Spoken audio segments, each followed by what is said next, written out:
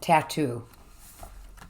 Like your mom, the girl in the plastic raincoat said, shifting her glass of cola around on the sticky bar surface to the rounded nubs of dying ice cubes, sang a soft melody. Reflexively, I rubbed my right forearm. The two-dimensional chrysanthemum bloomed soft red and nodded thanks. It was that kind of night in the grimy village bar. When the jukebox is stuck on Walk on the Wild Side, the flames gutter low and smoky in squat pebbled glass globes, the neon bar signs flicker and sizzle. And it was hot. Hot enough for the thin girl sitting beside me to sip cola with dying ice not 3 minutes after the bartender had set the glass in front of her. But yet, the raincoat she was wearing was translucent green and covered a snug, long-sleeved sweater and skin-tight jeans. There were tiny patches of condensation inside the plastic coat, like when you put a hot roast beef sub into a sandwich bag. Wondering what her temperature was, I longed to take her pulse, listen to her heartbeat, and tell her, what, I thought, stubbing out my cigarette in a hobnail ashtray, that she shouldn't go trying to smother herself in saran wrap, that you're a doctor, the voice of authority. Not smoking 2 packs a day, you aren't. The girl shifted beside me, the rounded ice cubes piling against her lips as she tilted her glass high, draining it. In the brief silences between the notes of the jukebox and the hum of the neon, I heard the cubes striking her teeth. For no good reason, I shivered. You have to keep that out of the sun, you know, steaming girl said, placing her empty glass on the Formica bar top, neatly covering an old burn scar on the artificial wood-grain surface. Keep what out? I asked around the cigarette I just placed in my mouth. There was no one else sitting at my end of the bar, save for the girl. Her raincoat crinkled damply as she replied, Your tattoo. They fade. In the sun. Unless you're careful.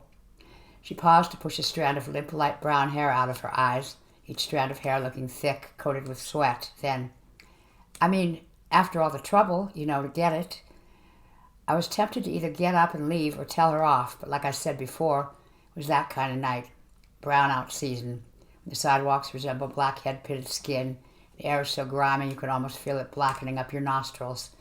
Down in the subways, all you see are hands, palms up, intruding on your space, those defensive eyes. Oh, maybe she doesn't want to go home either. Patting my lighter back in my shirt pocket, I said, Doesn't matter much if it fades or not. I just got it to cover something up. Looks better than what was under it. The girl started nodding, her bangs slithering across her colorless brow as if she agreed that my tattoo was indeed an improvement over the vaguely oval scar which had once graced my arm, even though she couldn't have known about it. For a moment, everything swam around me. Good old déjà vu. Felt a need to right the situation, to loop back and give the woman. Her coat was now completely steamed over inside. I could barely make out the brown dots on her sweater, a reason for nodding at me. I took a sip of my beer, another puff, and began. It was a bite. Human. Good thing it happened in an ER. One of the nurses swabbed it out before infection set in. Gave me tetanus. Happened when I was a resident in Manhattan 5-6 years back. Some guy I was treating in the same ER suggested it. I was setting his leg. He'd been in a car accident, bad fender bender. He's looking me over, noticing my arm, and said, Somebody was mad at you, huh, Doc? But they weren't, were they? The girl crossed her legs, thin calves ending in high tops over scrunched cotton socks. Again, my head swam. Behind the bar, the D on a bud sign fizzled into a glassy colorlessness. All the lights went slightly darker. Brownout coming. No, the person who bit me wasn't mad at me. I was mad at her for a minute there, but how could I tell her about the woman in the ER? The harsh billion-watt lights bouncing off her bruises, her welted flesh. Rape is never pretty. Gangbangs are ugly. Cops found her, running naked down West 57th, away from the wacko section where women shouldn't linger come sundown. Some creeps had dragged her into an alley, a bunch of them. Cops caught most of the punks, not quite enough to account for all the different seamen, but enough of them to satisfy the brass downtown. But didn't do squat for the woman, no sound left, just this tiny wheeze that's even worse than a wall-shaking howl. And she wouldn't let us look her over. She kept trying to cover herself with arms so thin they barely hid her wounded nipples, her damp mons. And before the shot I gave her could work, she leaned over and bit me. Had to grab her by the hair to make her let go of my arm, shake her head like a bird-eating cat. Cops took pictures of her. Every time the bulb flashed, it was like her wounds rose off her skin for a second, hovering there before settling back down to hurt her again. And you could see the hurt there. Every cut, welt, and bruise spoke to me. The throbbing bite on my arm answered them. I made myself stare at the flickering bud sign, my cigarette ashed almost to the filter before I went on. I don't even think she knew she'd done it. Maybe she thought I was one of the cruds who did it. Attacked her. Things like that happen in ERs more than you realize. Too much hurt has to spill over somewhere. White coats make easy targets. Anyhow, the bite scarred up. It was easy to see what happened to me. Rough types. They got to thinking it was an invite to abuse me some more. Easy mark. Could have had the thing removed, but I couldn't see losing skin like that. Even then, the new scar would have reminded me of the old, like it was never gone at all. But this, I twisted my arm, watched the flat flower glisten in the murky bar light. The girl stared at it, mesmerized. It hides the whole scar. The guy who did it suggested a mum. Said the petals followed the same configuration of the scar, the teeth, you know. He said even if the tattoo did fade, the scar would still look like some of the petals. I ran my finger over the flower, lubricated with sweat. The outlines of the scar were easy to feel, impossible to see. I always knew they were there. There's two almost connected half-moon ridges on my flesh. A good job, the girl was saying. Somehow she'd asked for and gotten a fresh glass of cola without my noticing. The fresh but sweating cubes tinkled brashly as she slid the glass around on the bar top before asking, "But does it make you feel strong? Inside, you know, like the bite really isn't there?" "I'm sorry, I don't follow." The green raincoat crinkled as she shifted on her stool to completely face me. Her knees almost touched my jean-covered hip. Brushing her pale, stubby fingers, the nails were short, with no white tips remaining. Through her hair, she said softly, "Does it give you strength? So no one thinks you're an easy mark anymore in the ER or anywhere? Do people fear it?" I ground my butt into a massive filter before replying carefully, mindful of her abrupt intensity. "The little kids who come in are fascinated by it. Some guys have asked me where I had it done. Only complaint I ever got was from an old woman. She had a head and feet on her fox stole, so I didn't take her too seriously." The girl smiled slightly before going on. "Yeah, I suppose a flower wouldn't do that to people. They must think you're strong, right, to go through with it?" "Well, yes, the children I see sometimes ask if it hurts. That's about it. Guess that's what you mean, isn't it?" The girl nodded vigorously, her right hand wrapped around the weeping glass of cola. Suddenly, the gritty sidewalks and the panhandlers in the subway didn't look so bad, nor did the air seem too coarse. Sliding some bills across the bar toward the distant bartender, I shifted in my seat, saying, "It's been nice, miss, but I have to be. I'm sorry, you know," the girl said quickly before turning to stare at the sputtering sign where the bee was on the verge of winking out. My head wasn't swimming then. Pounded in time with the blood roar in my ears. "I'm sorry, you know?"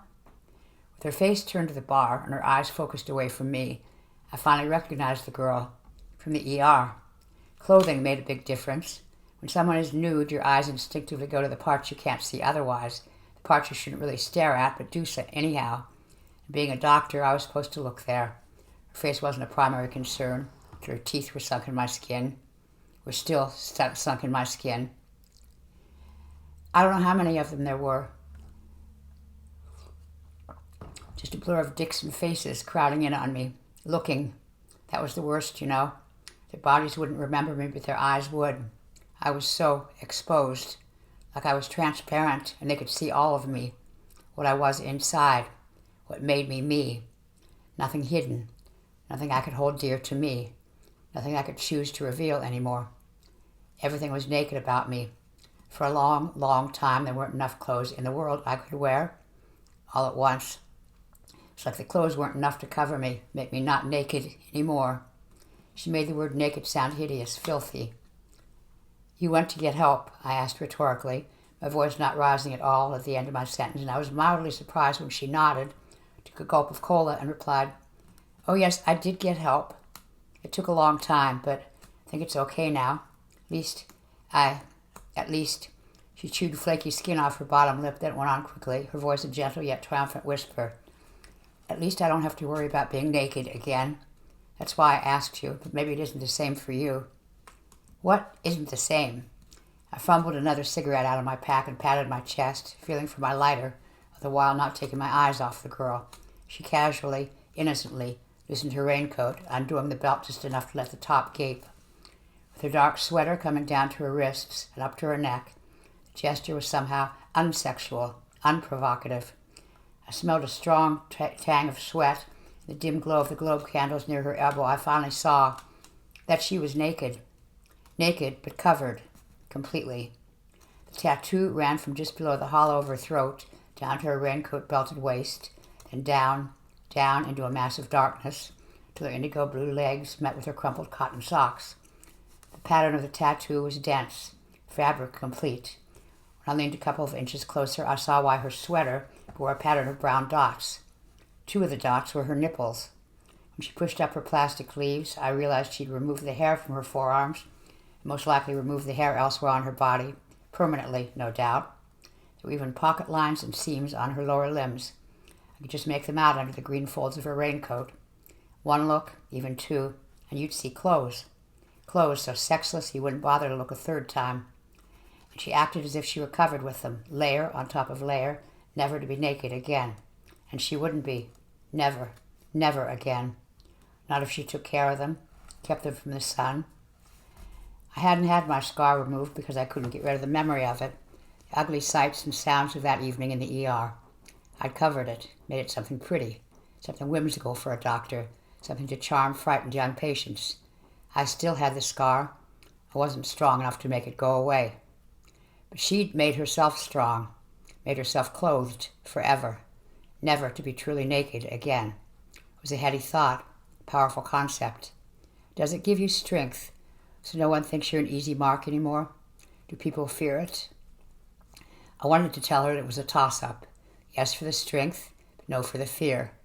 Unless a person was easily frightened by an ultimate show of discipline, wanting to be whole again in such a desperate way, such a beautiful way, never again would a bruise ruin her, show her to be weak. Never again would she be quite so exposed. I wanted to tell her how beautiful she was, comment on how strong she must have been, to endure her nakedness for one last time, while the person who did her tattoo worked on her. It took a long time, she'd said, but how long? How very long? She got up before I could speak, placed some money on the bar, and was gone, out the door and onto the dark, sour-smelling streets. As I was watching her, the lights went dim, dimmer, and remained brownish yellow. Through the distant window, I saw the whole city darken, guttering like a dying candle. I didn't watch where she went. She was clothed, and she was strong. I went back to my beer. It was that kind of night, you know.